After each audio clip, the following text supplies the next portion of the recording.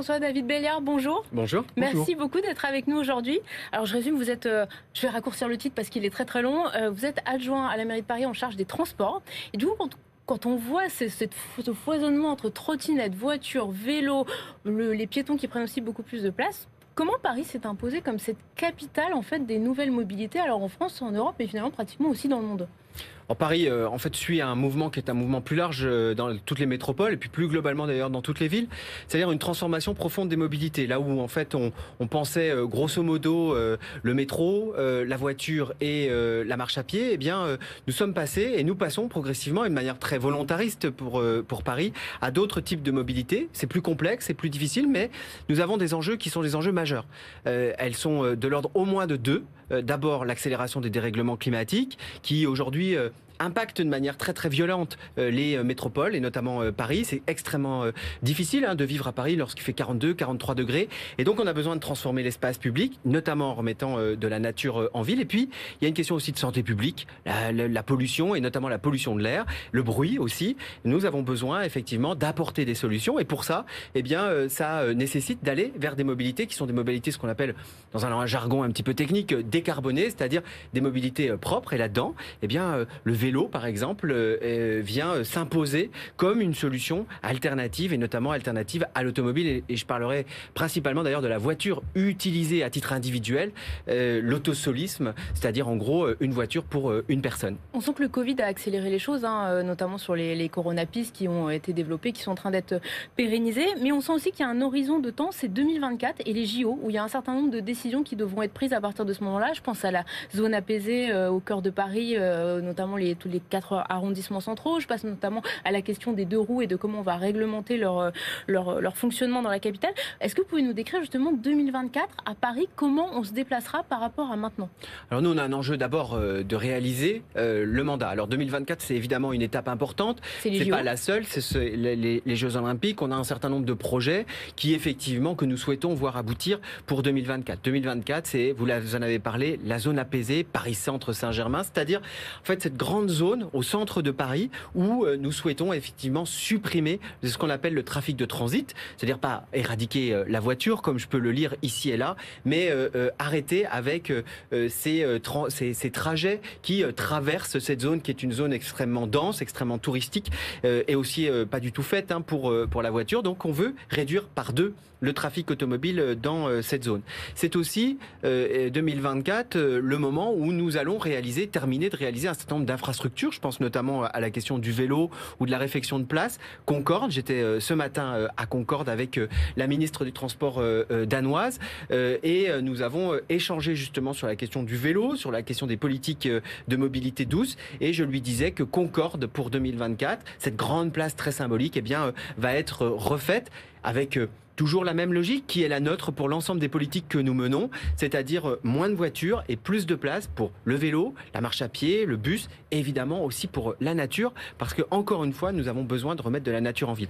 Voilà quelques exemples très symboliques de ce que nous souhaitons faire pour 2024, mais c'est sans compter tous les quartiers, par exemple. Nous avons lancé 17 chantiers, 17 quartiers que nous appelons embellir votre quartier. Là encore, plus de zones piétonnes, plus de place pour le vélo. De la même manière, nous avançons, par exemple sur Porte de la Chapelle, avec des projets qui sont des projets majeurs aux portes de Paris pour justement travailler ce qu'on appelle les continuités, c'est-à-dire refaire du lien avec là ici les communes du 93 et notamment au travers du vélo, mais pas que, continuité piétonne ou la question du bus. Place de la Concorde, donc ce projet de refaire cette place, ça veut dire qu'il n'y aura plus d'automobilistes qui pourront emprunter la place de la Concorde ou malgré tout, il y aura encore de la place pour eux? Il y a toujours de la place, en fait, pour les automobilistes. Vous savez, la question aujourd'hui, elle n'est pas pour ou contre la voiture. Elle n'est pas une ville avec plein de voitures et une ville avec 0 voiture. Aujourd'hui, ce que nous cherchons à faire, c'est à rééquilibrer l'espace public. 50% de l'espace public parisien, eh bien, il est consacré aujourd'hui à la voiture d'une manière ou d'une autre, alors que c'est moins de 10%, peut-être 10% à peu près des déplacements. Donc, on essaye, en fait, de rééquilibrer. Place de la Concorde, bien sûr, il y aura toujours des voies pour les automobiles. Ce que nous cherchons, c'est plutôt à faire que la voiture soit utilisée de manière peut-être plus vertueuse. Je parlais tout à l'heure de ce qu'on appelle l'autosolisme, c'est-à-dire une personne pour une voiture. Ça, dans une zone comme Paris, très très dense, et je ne parle pas des zones rurales ou des zones périurbaines où on n'a pas d'alternative en transport. À Paris, nous avons des alternatives en transport et notamment des alternatives en transport en commun. Et ce que nous cherchons à faire, c'est plutôt à dire, la voiture, c'est plutôt pour les personnes en situation de handicap, c'est plutôt pour les artisans, pour les commerçants, pour toutes celles et ceux qui ne peuvent pas faire autrement. Et puis aussi, c'est... La voiture, elle doit être partagée. Elle est plus propre, bien sûr, mais elle est aussi plus partagée. Je pense notamment à la question de l'autopartage, du covoiturage. Bref, de tout ce que nous souhaitons aujourd'hui développer comme un usage plus vertueux d'une voiture qui, de toute façon, nous le savons, sera moins polluante, en tout cas en termes d'émissions de polluants pour l'air. Et c'est la raison d'ailleurs pour laquelle nous souhaitons développer plus de 8000 bornes de recharge électriques dans toute la capitale. Ça veut bien dire que nous ne souhaitons pas l'éradication totale de la voiture, mais au contraire que nous cherchons à la ramener, disons, à une juste place dans la ville. Et avec une promotion forte de la voiture électrique et des mobilités électriques. Oui, une promotion. Aujourd'hui, ce qu'on voit, vous savez, moi je suis pas un ingénieur, je regarde comment le marché évolue. Aujourd'hui, ce qu'on voit, c'est que l'électrique s'impose et s'accélère. La transition vers l'électrique s'accélère. Beaucoup de gens ont envie de voitures plus propres et les constructeurs sont en train de s'y mettre de manière massive. On a un déficit d'infrastructures, nous devons aller vers des infrastructures et notamment des infrastructures de recharge pour, disons, accompagner ce mouvement.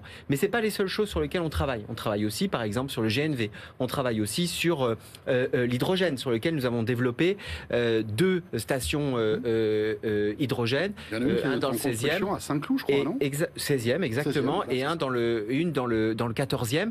Parce que nous pensons que sur certains usages, notamment sur les véhicules à forte capacité, les camions, les bus.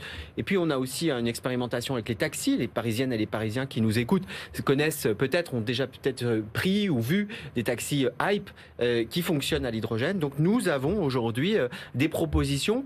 On voit un peu comment ça fonctionne, comment ça marche, comment ça prend. Ce sont des technologies qui sont des technologies aujourd'hui pas encore matures, mais en tout cas, nous sommes ouverts à développer et à accompagner toutes ces technologies qui vont vers des véhicules qui sont des véhicules à motorisation moins impactante. Je dis pas complètement écolo, hein, la voiture électrique c'est pas complètement écolo, bien entendu, mais c'est quand même, disons, plus ça vertueux, sur la qualité de l'air, en plus tout cas. Vertueux et puis sur le bruit, mais plus vertueux sur la vie de tous les jours et sur aussi notre environnement et sur notre santé. Accompagner, est-ce que ça veut dire sanctionner? Parce qu'on a vu qu'il y avait beaucoup de pédagogie, vous avez mis en avant cette pédagogie, notamment sur le respect de la vignette critère, mais demain on pense à la zone apaisée. Comment vous allez empêcher justement des automobilistes de traverser cette zone? Et est-ce que vous allez mettre en place un calendrier qui va dire pédagogie jusqu'à telle date et à partir de telle date, on verbalise?